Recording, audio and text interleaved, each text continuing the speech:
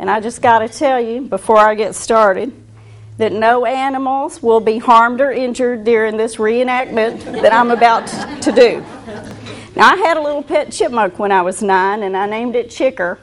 One day I was outside on the carport, and I was washing the chipmunk's cage, and I had put the chipmunk in a shoebox and put it up on top of the car.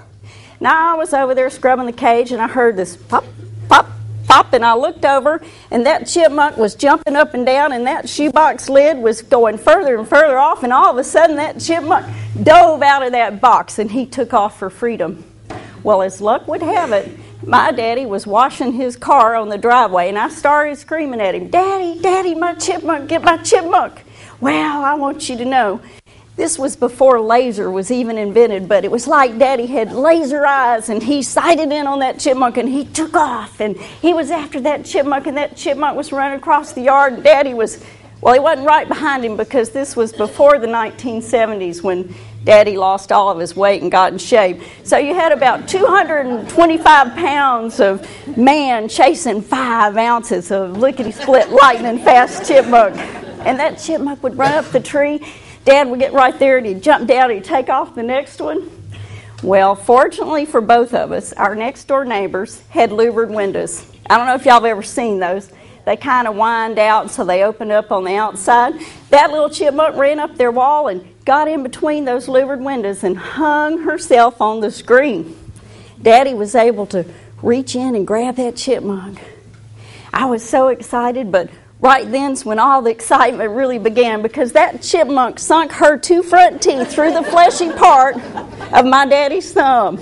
And he started screaming, "Get me something to put this chipmunk in. She's biting me. Oh, get me something, anything." So I was running back towards the house, and Daddy was right behind me, and I was yelling, "Mama, Mama, get a box. Get something to put the chipmunk in." And we hit the back door, and there was Mama. And she had a half-eaten box of vanilla wafers. And Daddy, just as he was getting ready to sling that chipmunk into that box, I noticed the blood dripping off his elbow.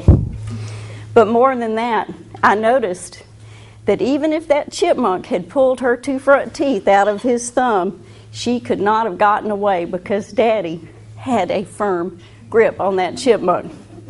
Now, my daddy was living out a principle that he had not put into words at that point in my life. And that was, you can have everything in life you want if you'll just help enough other people get what they want. He helped me get my chipmunk back. He saved me from having a broken heart. But there's so much more to this story.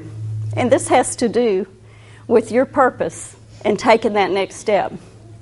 When I yelled at my daddy that chipmunk was loose and I was begging for his help, my daddy didn't stand on the side of the driveway and look to see if somebody else was going to run after that chipmunk and get it.